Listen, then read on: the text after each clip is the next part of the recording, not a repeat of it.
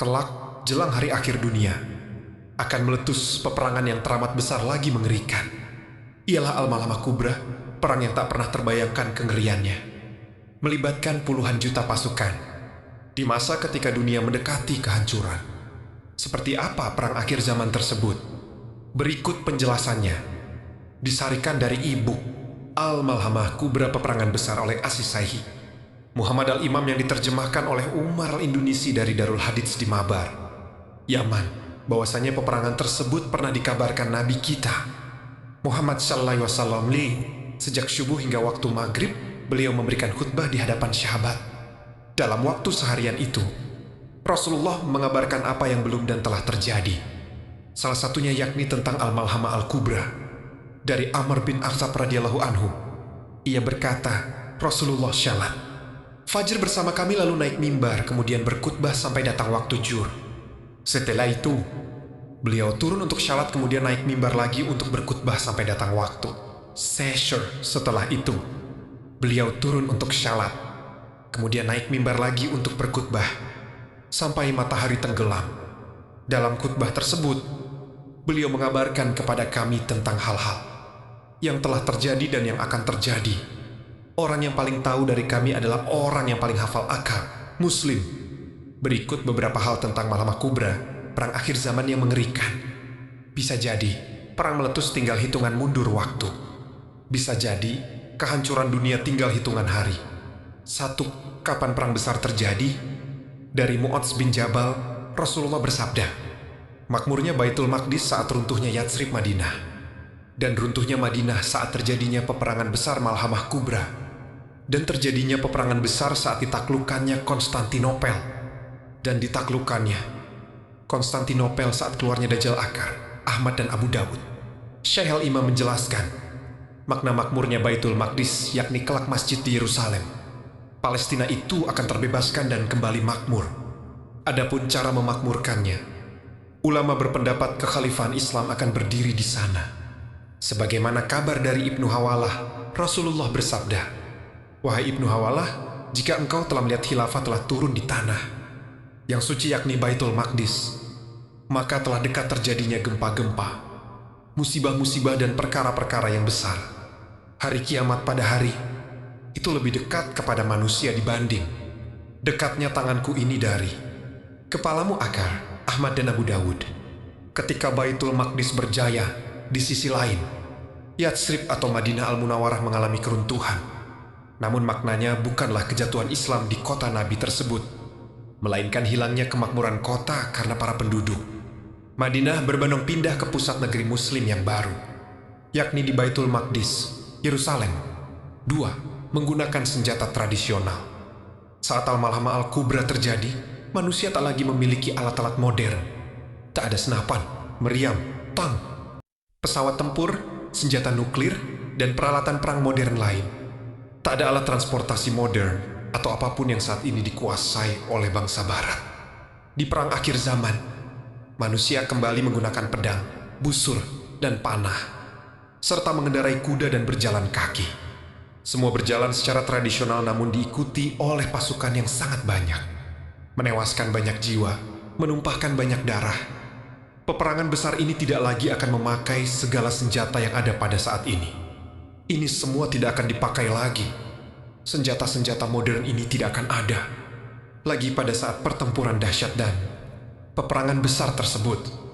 Yang ada adalah senjata yang sudah dikenal pada setiap zaman seluruhnya, yaitu pedang dan sebagainya. Adapun senjata modern yang menyebar saat ini hanya akan bertahan sebatas waktu tertentu, kemudian akan selesai peran dan urusannya jelas. Syekh Muhammad Al-Imam. 3. Muslimin berdamai dengan Nasrani, lalu bersama-sama mengalahkan Yahudi. Dalam kisah Malhamah Kubra juga dikabarkan bahwasanya peperangan diawali dengan mengalahkan Yahudi. Sebagaimana diketahui saat ini, Yahudi memusuhi penganut dua agama samawi lain, yakni Muslimin dan Nasyara. Kelak di peperangan besar di hari akhir, Muslimin dan Nasrani mengikat perjanjian, lalu berperang melawan Yahudi. Diriwayatkan dari Jubair bin Nufair, dari seorang sahabat, Rasulullah bersabda, kalian akan berdamai dengan Romawi dengan perdamaian yang aman. lalu kalian akan berperang dengan mereka. Padahal mereka adalah musuh di belakang kalian.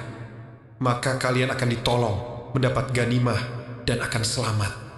Dalam peperangan ini, Yahudi akan binasa seluruhnya. Seperti yang dikabarkan dalam hadits Abu Hurairah, Rasulullah bersabda, hari kiamat tidak akan terjadi sampai kaum muslimin memerangi Yahudi.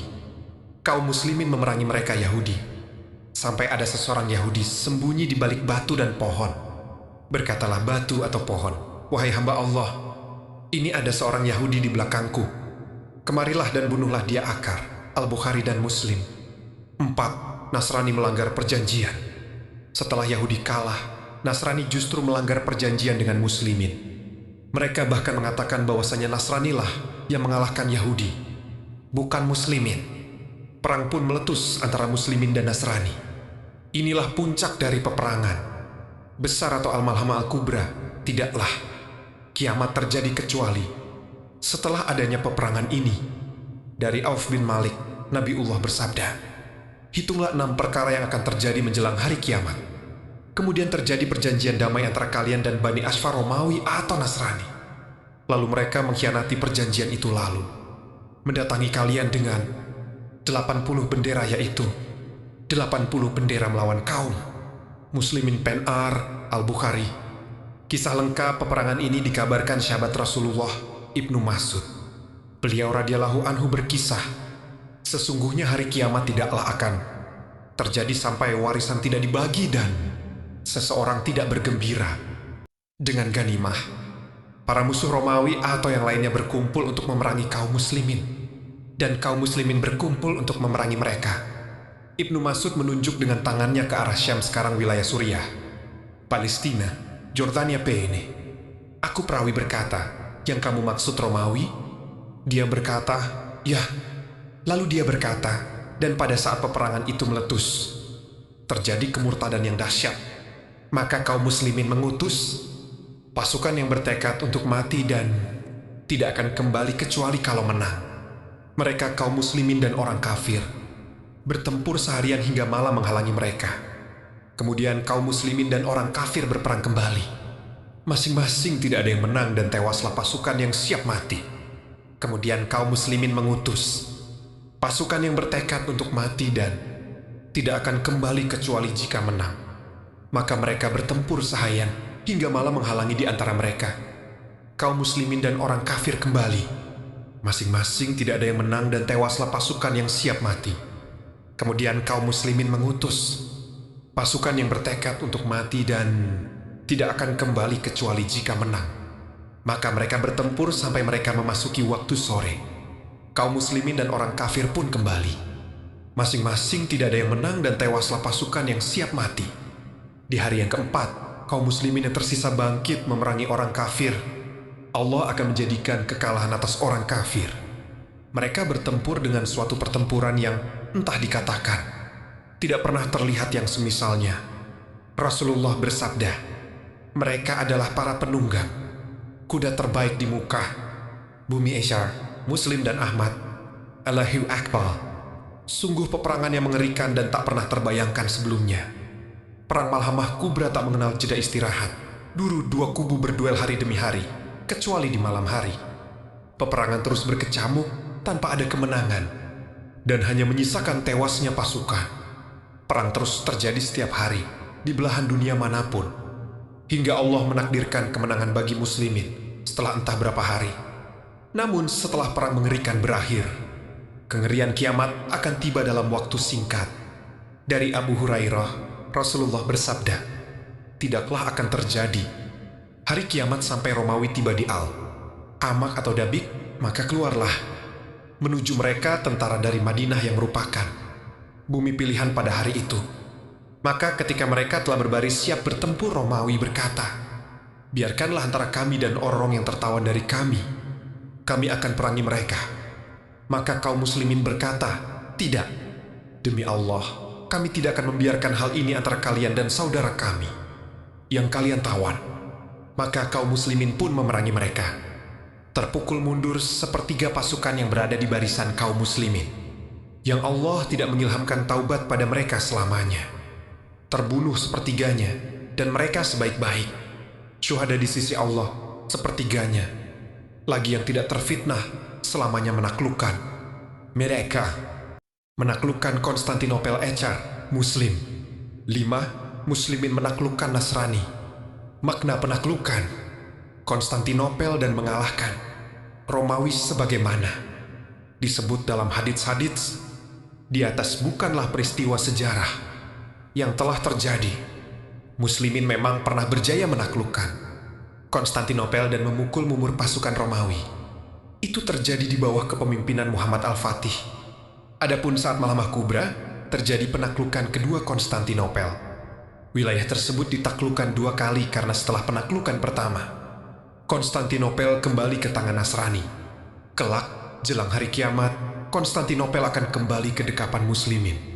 Jika ada pertanyaan, bukankah Konstantinopel dan Romawi hanyalah sejarah dan tak ada lagi di masa kini? Pasti Syekh Al-Imam memiliki penjelasan tentangnya. Ia memaparkan bahwasanya menaklukkan Konstantinopel, yang dimaksud yakni penaklukan terhadap Nasrani. Ini menunjukkan bahwa penaklukan terhadap Nasyara di waktu yang akan datang benar-benar akan terwujud bagi kaum muslimin. Nasyara, mereka banyak jumlah pemeluknya dan mereka punya banyak negara. Peperangan berlangsung antara mereka dan kaum muslimin sesuai perjalanan waktu.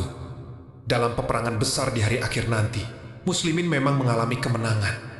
Muslimin berjaya mengalahkan Yahudi dan Nasrani, lalu memimpin kemakmuran dunia. Namun setelah kemenangan itu, ada hari kiamat yang tak dapat ditunda kedatangannya esok hari.